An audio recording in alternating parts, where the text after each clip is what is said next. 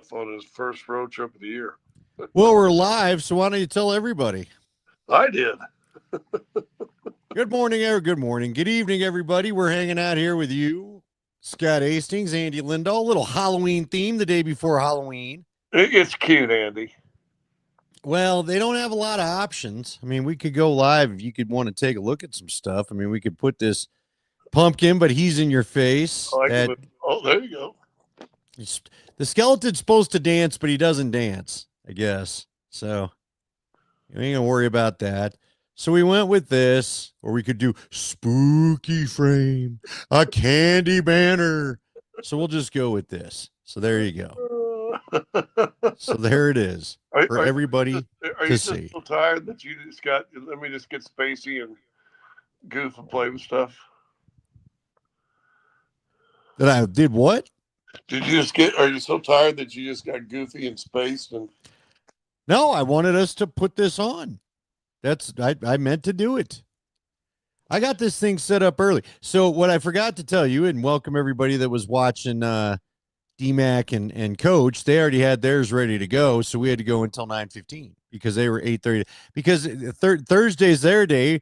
Wednesday's supposed to be our day, but you had a Nuggets game.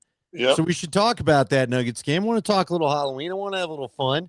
But again, look, man, and I know you talked a little bit about it on your way there.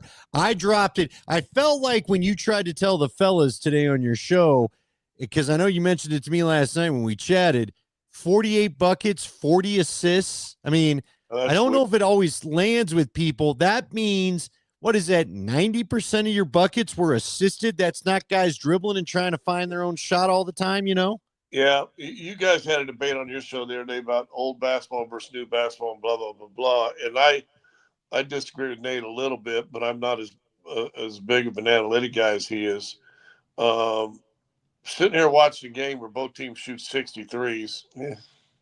No, I'm with you. You know, but watching a game where you're seeing 48 baskets made, you know, and they're assisted 40 times. That means the ball's moving. They're being unselfish, and they're playing kind of the way that James Naismith, I think, envisioned the game being playing, right? 5 guys on 5 guys, not 1 guy on 4 or 1 guy on 5. And I've not seen that. I don't think I've ever seen in the NBA a 29-2 run. That's almost impossible to do. I did coach an AAU game, and we got down to start the game 28-0, and before we scored our first bucket, it was 28-0, and we finally scored. And then when we lost the game the night, we kept it even after that because we lost by 28. That was like our victory. I'm coaching, right? We're keeping it here, right? That was the whole thing we were coaching for, was not to get beat by 40 or 50, and so. We got down 28-0. We ended up losing at the end of the game by 28 points. So there you go. That was like a moral victory. Our kids were like jumping up and down. We thought we achieved something. Well, you got to make chicken salad out of chicken bleep sometimes, right? But yeah, look, man, this bench is everything is advertised. What I think is amazing about all this is they're still, for those that wonder, Scotty, where are you? Where are they playing tomorrow? Portland. You're in Portland, Oregon. Yeah. All right. Just went out and had dinner with Chris Marlowe. He and I had dinner. Came back up here. Got a little poop in. It's perfect evening. Well, man. That's great. You're all ready to go. You're lube. I'm glad to know that all the everything's working. I got my PJs on. Look at that. Brought my PJs with me. Did you bring that Guinness hat with you from the post-game show last night? I didn't bring my Guinness hat. Look, man, this bench, the bench is still, and I don't mean this in a negative light because I think sometimes we do. It's a work in progress, but I say that as they're already doing a lot of good things, and I'm not even sure Adelman has it all figured out yet. I think Adelman's just trying some stuff. I thought it was fascinating when Adelman mentioned, after the game, he was able to play Jokic. He was able to keep him out for an 8-minute stretch. He's not used to that, but then he thought the big fella maybe got a little stiff, so he doesn't know if he wants to go that long again. But this is the kind of stuff I'm talking about where, I mean, he doesn't even have it all worked out yet. Well, no, now if you're going to keep him out that long, they keep a bike, right? The stationary bike right beside the thing. You might say, "Hey, Joker, good jump on that for like a minute or so." but he did look stiff when he went back in. The whole first unit kind of came back in. I mean, the second unit built up an 18-point lead, and then New Orleans went on a 12-0 run right before half, cut it to 6, and then the starters went, "No, that ain't who we are," and they kind of went a little nutsy the next 6 minutes, but in the third quarter. But no, man, it's good. I'm not sure that when this thing gets said and done and everybody kind of gets their groove, this is still the start of the season. I mean, I'm you know, you're gonna have a tough game tomorrow. I'll be interested to see what Jamal Murray. He was limping around there a little bit in that fourth quarter or third quarter actually. So I hope that's nothing serious. But these guys have been playing well. They had a good win the other day. Beat somebody, Clippers or somebody beat them pretty good up here. So and it's always been a tough place to play. So, but if you can start off, listen, I've said this every year. I don't judge a team till about 20 games. Adelman put 10. Adelman says, it's going to take 10 games for these guys to figure out, and for me to figure out who, what, when, and where. I've always used 20 games as a marker to kind of decide, okay, we pretty much know what you're going to be. Which was last year. They were 11-10 at 21. So you're like, what are they going to be? You didn't know. And even though they finished the way they finished, 150 games, it still felt like 11-10, like a grind season all year long. If we're being real honest, and we know the aftermath of the firing and all that different stuff, but in hindsight, Andy, you and I, we do that for a living, basically, hindsight of a game just played or a season just played. That felt like a grind season when you look back on it. All right, since you're bringing that up, let's dig into a comment that I thought you made. And again, you're in game, you're not doing a talk show, so not too much more was said about it. But you pointed out that Jamal and Joker were at the end of the bench, kind of laughing, having fun, sitting with each other. And you said we didn't see that too much last year. And then the commentary kind of went on because, again, that's not really the focus of what we all tuned in for, I guess. But I wanted you to expand on that. Why do you think that is? Why don't you think they sat together? Was it just No, were they they weren't both sitting. frustrated, or It was actually at a timeout, and they were both standing up. The bench was out, and they were standing up, which I'm big. Listen, when there's a timeout and you're a bench guy, you're always up and trying to support the guys that are out there playing. I appreciate the guys that have been playing. Now you're sitting down, and when the bench comes in there, you get up too. And Joker and Jamal were sitting there goofing, and they were laughing about something. They're up by 30 some points or whatever it is, and I turned to somebody who was sitting beside me. I said, "We didn't see that last year. We didn't see that joy. First of all, I don't think Jamal last year played with much joy. Now, was he still banged up? Well, he missed what 20 or 21 games out of the first 40 or something like that. I think at one time they played 38 games and Jamal had already missed 20 of them. I don't think there was a lot of joy. I don't think he had a lot of joy last year. I think it wore on, and this is all my perception and speculation. I thought as the season wore on, I thought Joker got tired of if I ain't great every night, and guess what? Sometimes when I am great, we aren't win. Didn't he have a 60-20-20 game and they lost or something like yeah, that? yeah, the end of the year against Minnesota when he So rusted all his weird stuff and fouled the 3-point shooter and blew the layup and all that. I'm not. I almost feel like, listen, I think Joker is one of the more cerebral players in history. Forget the Nuggets. It's by far the Nuggets. I mean, there's not been a better player for the Nuggets. And you've got Hall of Famers. You got guys up in the rafters, and someday I think Melo will go up there, and he probably should. Um, he's better than all of them. I mean, so let's just get that right. If he doesn't play another down, he's better than all of them. I think he just I think it wore on him because if he ain't great, they ain't got a shot, and if he is great, they still might lose. And again, how many guys in the history of the world have had 60 points, 20 rebounds, 20 assists? Not many. Not many. Not sure any others. And then you lose that game? Come on, man. Yeah. That ain't supposed to happen. So I think the season grinded on him a little bit. Now, listen, he probably should have been the MVP, but you got a guy that had a really, really, really, really good year and shot 1,000 more free throws than Joker did, but his team won the championship, so you can't argue with Shea Gilgeous. But I think the season grinded on him too, and to me, when I looked up and saw that, I know we were sitting there in the middle of Game 3, or Game 4, I guess it was. I'm like, they're already having fun. I didn't see that fun last year at all.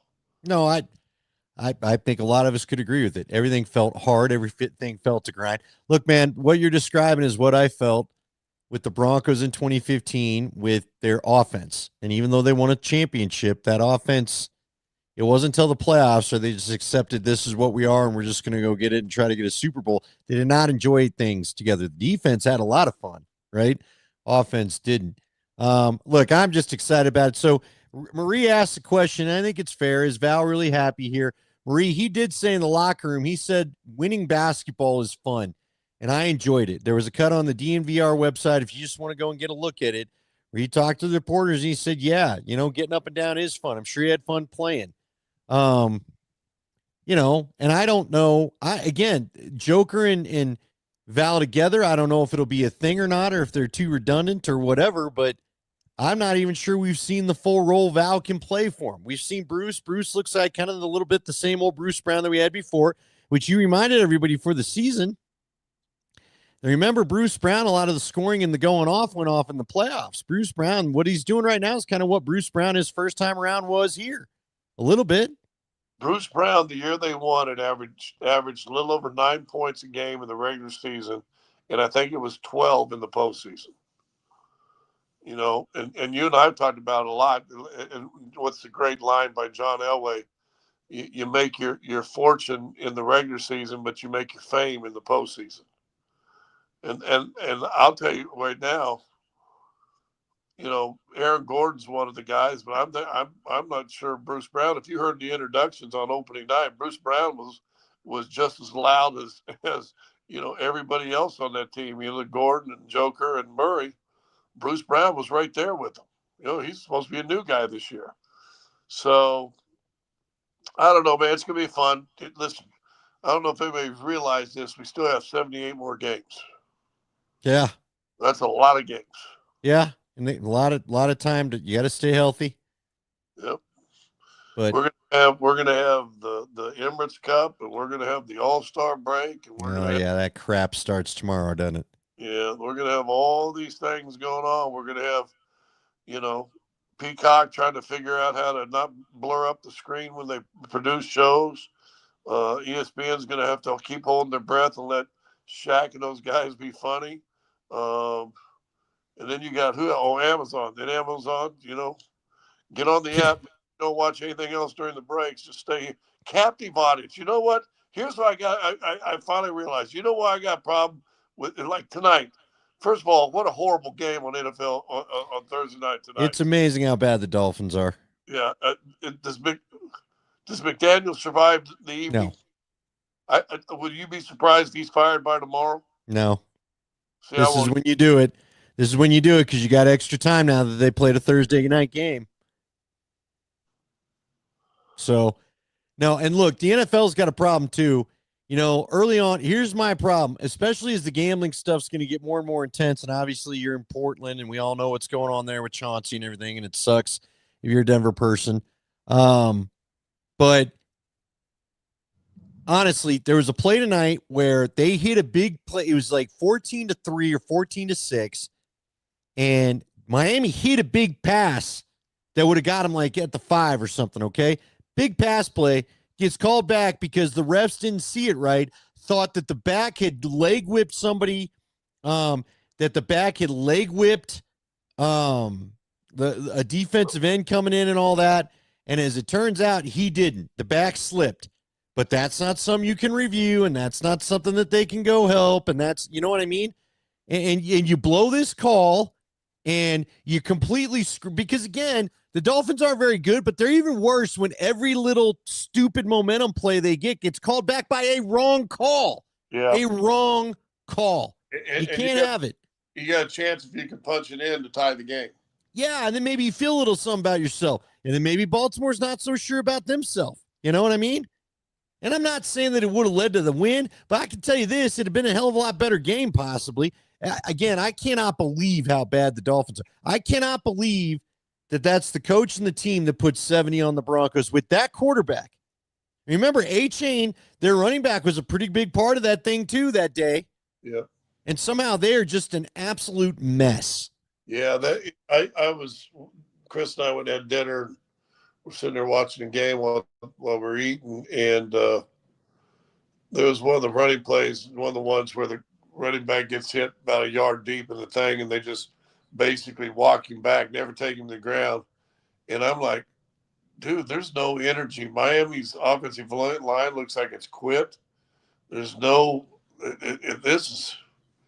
And like I said, I wouldn't like watching like I watch a Broncos game, but I'm watching and go, man, there's no energy here. And that makes a difference, man. I mean, I'm telling you, when the team doesn't have any energy, how do you have energy as a fan base watching it? I can't believe anybody showed up to that thing because Miami's known not to support their teams. It looks like some people actually try to show up for this thing, and it was brutal. How big do you think this Bronco game is this weekend? Because it's funny, Scotty, you know, the boys had on your show, they had on a reporter or a talk show host, I guess I should say, from Houston. And then we had on John McClain, Leggy's buddy. And everybody keeps driving home the point that the only wins that the Texans have gotten are against bad teams, basically. So even the people that cover them there don't seem to think that they're a very good team. The guy that was on your show talked about how bad in particular the left guards are. They're rotating 2 left guards because they're both terrible. So none of it is good for anybody. But and then the defense. So I can't figure out if I think they're about to go up against a great defense or not. You know what I mean? Let me ask you this. And they're different teams and everything else. So I mean, take it with what it is. But what was Broncos' record last year when they went into Tampa Bay? It's a great question. I don't remember. I think it was 2-4 because I think they got off to the 1-4 start, if you remember. And then I think they beat somebody, and it was either maybe they were 1-4 and that made them 2-4. I can't remember. I thought they were either 2-4 or 3-4. I think they might have been 2-4. So because then you beat Tampa, and then you beat the Jets, you're a 500 team. I feel like it's right around there. I think you're right. I think they were 2-4. And Denver had no expectation. Nobody in the NFL expected, because remember, Tampa Bay was playing hot. They were playing good. No one thought Tampa Bay was going to get beat by Denver. I feel like this is a setup. I think this is a bigger game for Houston than for us, because I think if Houston can win this game, I think it turns the season around. And people may or may not want to hear it. There are moments like that in every season. NBA, go back to year the Nuggets won the championship, and Murray had a slow start, wasn't playing good, and it was in Portland, where we're at right now. He hit that step back 3 at the buzzer, won the game, and they went on and I think won 12 of the next 14 or 13 of the next 15, or went on this huge streak. Games do that. This is a bigger game for Houston than Denver, because if Houston loses it, they go to 3-5. And they're not catching Indy at that point. Yeah, and Indy ain't slowing down right now. You win the game, you're 500. You're right in it. Here we go. We got 9 games. Let's go 6-3, and all of a sudden we got 10 wins. I still don't think you can win that division with 10, but you'll probably get the playoffs. Denver, same thing. Denver wins this game 7-2. You're starting to make a statement. I mean, you're making a statement that you're here for real. The AFC West is our goal. We're going to try to put this in our back pocket. Well, so it's a big game, but I think Denver can recover from a loss better than Houston will be able to. Yeah. I would agree, although I don't think, here's the one thing I'm going to warn you about. And look, you and I have been talking about this, and I'm not sure everybody wants to listen. Nate has been as stubborn about this as anything. Nate does not want to buy that the Chiefs are having a Patriot moment, but it sure as hell feels that way to me, and they're just hanging a game back at Denver. I don't think you want to be caught by the time they come to Denver. I'll just say that. That's why I think all these games are big. I think you want to play, because remember, It's Houston this Sunday. They turn around for the quick one against Vegas. The Chiefs then have the bye. While we're playing Vegas, the Chiefs have the bye, so the Chiefs get a bye before they play you. We all know what Andy Reid's record is coming out of the bye. And at least you get the 10 days because of your quick turnaround. But all I'm saying is don't let them catch you by the time you get to that game, because that's how, you know. Yeah, and that Raider game scares me too, because you want to talk about the ideal formulation of a trap game. Oh, yeah. Playing a bad team on a short week, see, yeah, But see, here's what I give Sean credit for. Sean's been good about them whooping the bad teams, if you will, right? He doesn't usually let them. It's the Houston game that kind of scares me because I'm not so sure what they are. They might be a good team. We don't know. Now, again, I don't take too much of what they did against San Francisco because D'Amico Ryans knows that system inside and out after coaching with Kyle. So I think he knows all the cues to give. I just think, to your point, I do think it means more to Houston, but I think this is interesting for Denver. Like, again, this one could bite you this weekend. And if the Chiefs go and win, and who they have, I think they got another sorry opponent. Like, the Chiefs are just waiting to catch you, and then they feel good about themselves. That's, and you know what? And again, Bo Nix, it was said, Bo Nix needs to have a game against a good defense a little bit here. I mean, again, it's great that I still can't even explain the comeback against the Giants. I really can't. That's going to be one of the most memorable, legendary things of this modern era of Bronco football. But you did last week don't make no mistake about it. Chad Brown's exact quote to us was the Broncos would have had more trouble running plays against air than they did against the Dallas Cowboys. That's how bad he thought that Cowboy defense was. So, and Chad's not out there talking smack to people. So, yeah, Chad's not beholden to the Broncos. No, he really isn't. So, yeah, he ain't going in their Ring of Fame. No, he ain't worried about going in their Ring of Fame. Hey, all right, so Marty Necas gets the deal. I think I'm happy about it. Like, I feel pretty good. I like that. You know what I mean? There's a small part of me. Here's the thing. I'm happy about it, but Leggy sent me a little note, and I meant to mention it to Nate. Do you realize the ESPN did a list of the top 50 young players, and not a single Av was on it? Wow. So, and again, you say, wow. Now, part of that's because they've traded these guys away. Listen, they've now officially entered that Rob Blake, you had Bork for a year and a half, Rob Blake, like that second part of the equation for the old original Cup team, where you've traded away all your good players, Robin Regier, and there was another defenseman, Sammy Paulson. Like, you've given away some of your guys that would go on to be good players for other teams, and now you got to make it. You got to make it count. You got to make it happen. You know what I mean? Yeah. And so I'm not upset that they got all these guys locked down, but you've got to have a cup in the next 2 years. And I mean, I don't know what the future holds. You've got to get some stuff done now. Well, let me ask this. So they're considering McCarr's an old guy just because he's been here a little bit? I think the prospects and stuff. I think they're talking about prospects. Like Connor Bedard's now more the young guy, and even he's 3 years in. Well, how old's McCarr? Like 24? Oh, I don't know, Scotty. I mean, the guy's been you got to remember, he's been a part of 3 or 4 playoff runs already. Well, he came in as a college guy, right? Right. So he might be 26, 27. Boy, doesn't that sound like he's been here forever if he's that old? Yeah, it's a crazy thing about, remember, it's not like Gabe's ancient, but Gabe's older. Well, McCarr, good for you. McCarr's 27, according to AI. Well, that right there is amazing to me. Just like Joker turns 30 this year. McKinnon's 30. McCarr's 27. Yeah, they don't have young guys. How old's Necas? Necas is younger. I believe Necas, remember, he was looking for his kind of the first big bump in the contract, if you will. He was a $6 million guy that's not going to double up his money, basically.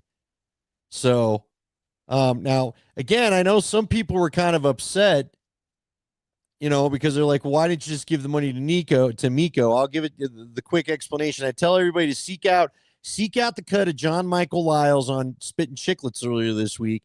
And Lyles, and he admits, he says, look, I got this from the Avs side, and he wouldn't give the specific number, but Lyles said, as I understand it, Rantanen kept asking for a number higher than 12. He may have settled on 12 in Dallas, but apparently the ask in both Colorado and Carolina was above the 12, and neither franchise was comfortable going to what that was.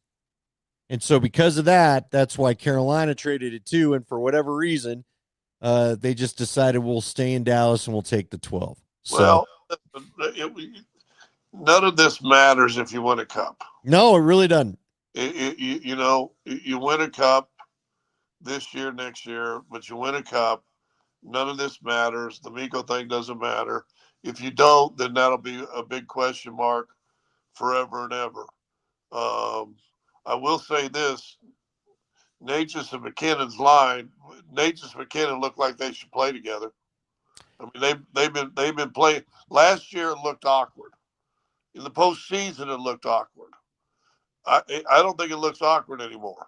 No, I don't disagree, but I think in the power play, I'm still kind of wondering. Although Olofsson the other night, with that lefty shot kind of has that same natural left-handed shot like Mikko had. He got a hat trick. If that continues to work that way, then I think you're going to be just fine.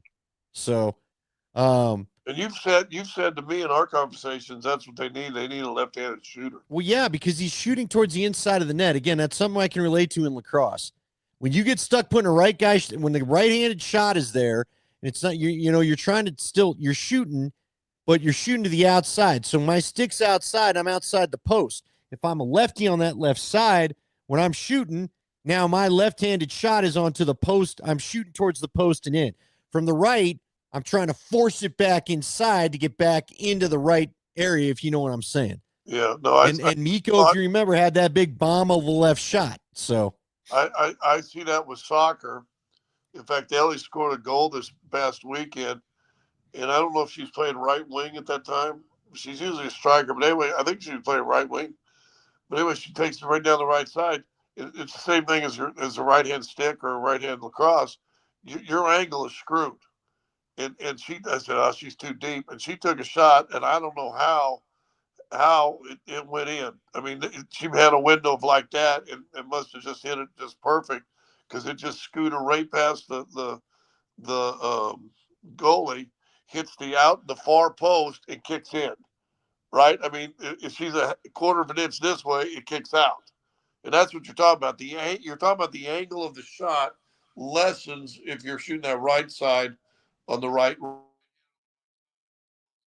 to get it more inside. Yeah, and they got that now in Olofsson, and he made it paid off with his first career hat trick. Like now, he had a really weird stat line because somehow he scores 3 goals and he's a -1. It was super weird. McKinnon was the same way. McKinnon had. Did he have a goal? A goal and 2 assists. And Olofsson, I think, had 3 goals and 2 assists. He had 5 points, and he was -1. Yeah. And must have been on the ice for all the goals then. 1-2. Yeah, man. It was a weird game. And I guess I wondered where you start talking about a goalie controversy. We're not going to have a goalie controversy now. I guess. And I love Wedgwood. Look, man, Wedgwood has been great. But if you remember, this kind of happens sometimes with Francouz. Remember him on the Cup team? Francouz is a great backup goalie, and obviously you needed him during the playoffs. Yeah. Francouz was another guy where the longer they got to look at you, the more some of you started to see a little bit of why he was a backup and not always a number one. I agree and disagree. I think Wedgwood's better than Francouz. I think. I'm fine with that. Yeah, but I think Wedgwood is more of. What do you mean I've played 12 straight games? I've never played 12 straight games. Well, and you can throw in the guys have more film on you and all that stuff. And, hey, he's weak above the right shoulder or whatever. I get you on that. But I think also when you're a goalie, and especially if you've been backup most of your career, now all of a sudden you're playing 12 straight games. And they've already had this weekend because they go, is it tomorrow, 1 o'clock, and then Saturday, an earlier game too. I think it's already their 3rd pair of back-to-backs. So not only played this many games, you've already got a couple back-to-backs involved in there, don't you? You had a back-to-back last weekend. Yeah, well, and that's why they played minor. I think we're going to see Mackenzie Blackwood soon. And look, you paid him to be your guy. Um, I think also Wedgwood is 35 or something. So it is a good point about 12 straight games and you're 35 years old. That those legs don't feel the same as they did. Look, I love the guy. I hope he doesn't want to leave at any point, but look, I don't know. They're fun. I like what I'm seeing. The starts are already better. I know we've been frustrated with the power play, and I think it's fair to be, but they've only had one game that they didn't get points. It's tough to complain. It's so funny. We were running that promo that was like, the Avs are on a 4-game skid, and I'm like, but are they? They still got 4 points out of those, of the 4 games that we're talking about being a skid, they got at least 3 points out of them, I mean, I know you'd like to win him. You want to be better in overtime. You damn well want to be better in the shootout. But when you're getting points, you're getting points. But that was somebody on our show's take who said, doesn't it feel like more like a 4-game losing streak than So then, tweet. And all of a sudden, Marky goes, oh, yeah, he's brilliant. Well, that's for you, Derek. Hey, we had an interesting end to your show today. So how'd that go? What'd you do? Yeah, we'll tell you later. Yeah, you can go listen to the podcast. All right, man. Of all the Zubu stops that you did, and I miss this we got to get back into some of the zoo part of this thing, but what was your favorite stop? If I were to ask you, or your kids were to ask you, or Ellie's kids were to say, Grandpa, we heard you used to go ghost hunting on your radio show. What's the first story you're telling? The first place that stuck with you? I can't remember. I don't remember. This was the Victor Hotel. I mean, was the Victor Hotel the one that said, "Who are you?" Was that the Victor, or was that some other place? I think that was the Victor, because that was, you had we had an engineer. I think his name was Brett, who was with Rocky Mountain Paranormal, and he was walking around, and I wish I could play the audio again. We had access to do that on the podcast when we did it just on Wave, but there was another little mining town, and we spent the night at this one little bed and breakfast like place. Right, that was where the mic was open in the basement, right? No, that was in Georgetown. That was creepy too, but we stayed at this one place. I can't remember the town. If anybody's listening, the members, but we went over and visited this other house, this other place that they turned into a restaurant and a hotel restaurant, and they're doing some work on the hotel upstairs. Kenny Dana was there the day before to set up, and he had a total experience of this waitress kept walking by him and wouldn't even speak to him or serve him, and she was wearing kind of an old style kind of waitress clothes. And finally, somebody came over and said, like 30 minutes ago, oh, sorry, we're short stepped. Well, I saw a lady. He goes, there's no lady here. I mean, kind of freaky. So we go there back the next night, and it's not a place where we're not staying there, but we had dinner and a couple of beers. But the guy who runs it's going to give us a big tour. And so we had probably 5 or 6 of us standing in the kitchen, and he's telling about what they're doing, some of the things they've heard and seen. And Kenny tells this story about how this lady kept walking by and just ignored him. And it's right over behind me. There's one of those, those metal racks for pots and pans and everything else is right behind me. And it's kind of behind a door, but it's right behind me. The door's open, and we have 5 or 6 people just standing there. And it's right over my left shoulder. There you go. And Kenny's telling that story about the lady not waiting on him. And the owner, the manager said, yeah, we've had other people said they've seen a waitress, type person. And Kenny, well, that's good to know. I just thought you guys had crappy service. And as soon as he said that, this 5-gallon pot, one of those big industrial 5-gallon pot, flies The shelf doesn't tip over. The shelving, it's like a 3 or 4 layer shelving. None of that tips over. Nothing else falls off.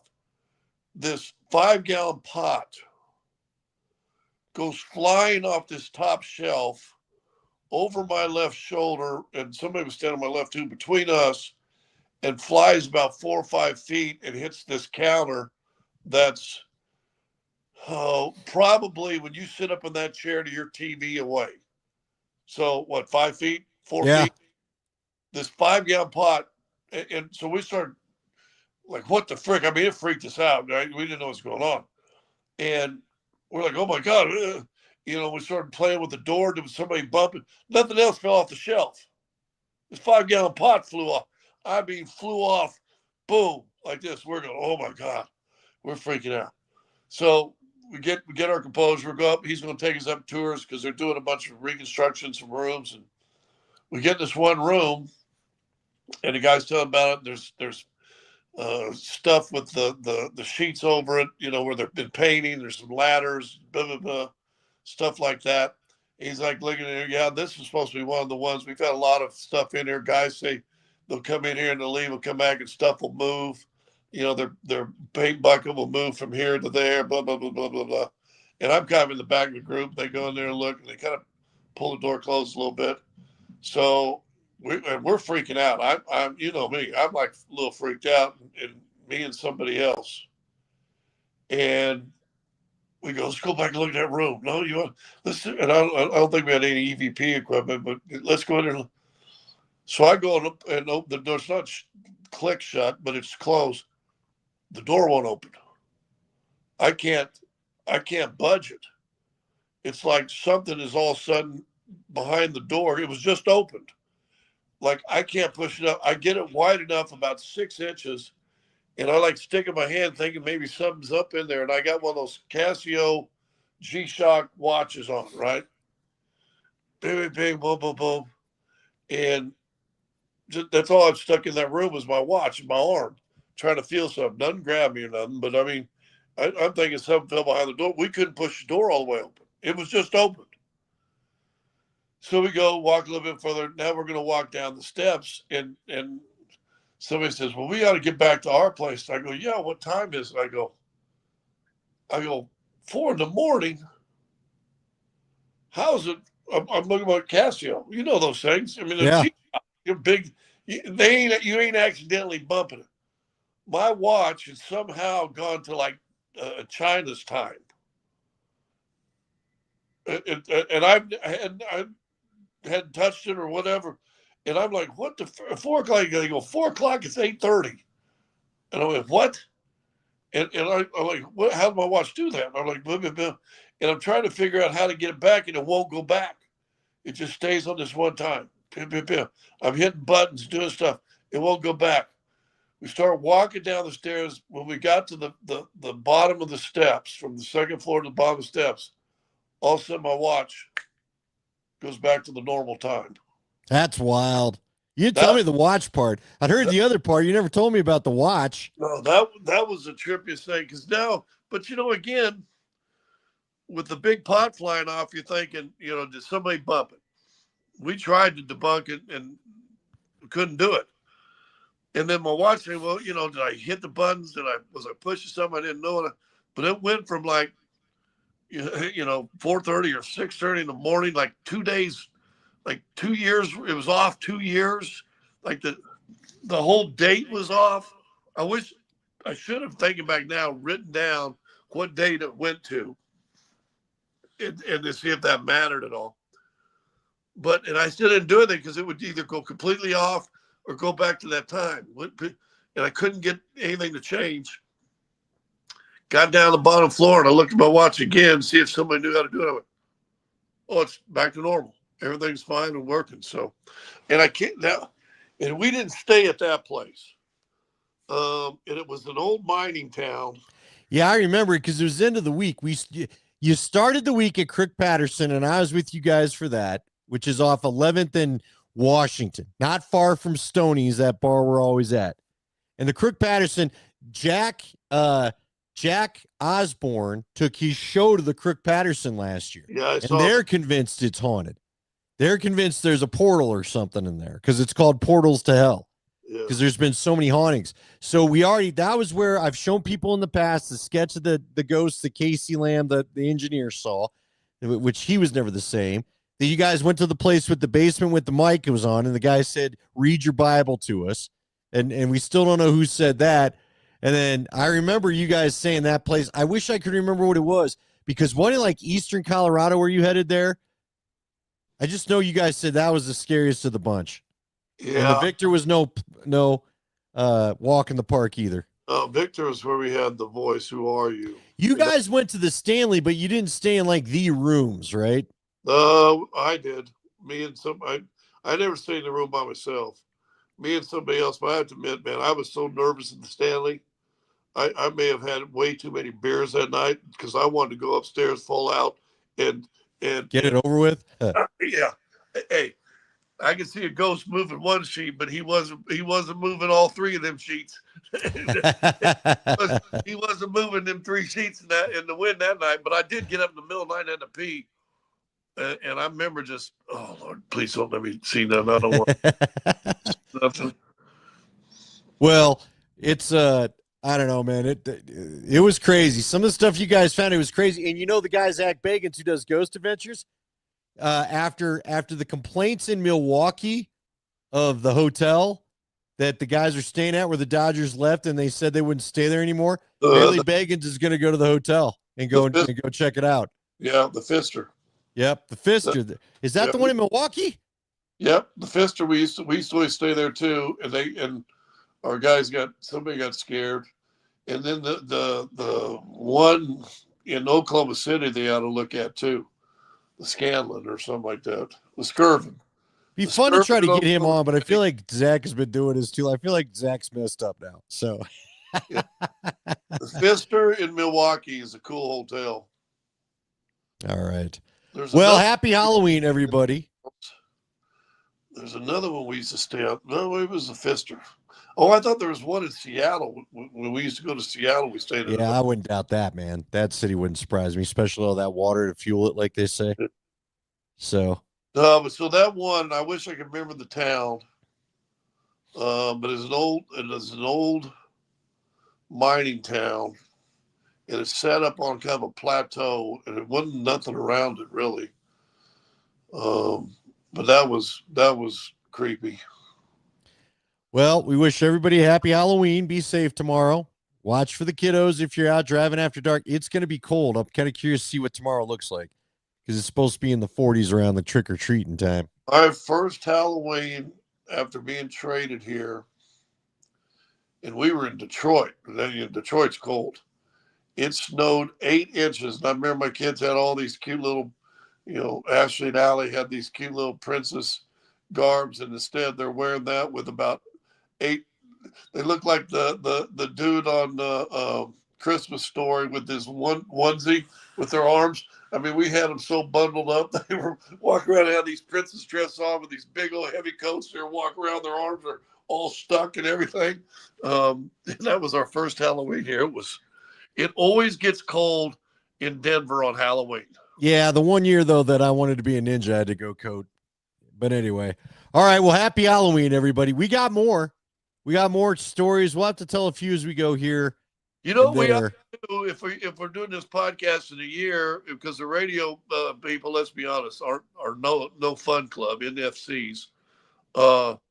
We ought to do a couple haunts and put it up on, do one live like this, do a podcast live from a haunted place. No, man, you know what? I'm happy. I'm in a good place, man. You guys went to the melting pot. Remember that? Didn't you do the melting pot with Peter Boyles one year? I thought you did. Boyles invited you, and you went to the melting pot, and an old speakeasy bar downtown with Peter. All right. Well, the melting pot's, I guess, super haunted. So I just think it's funny that you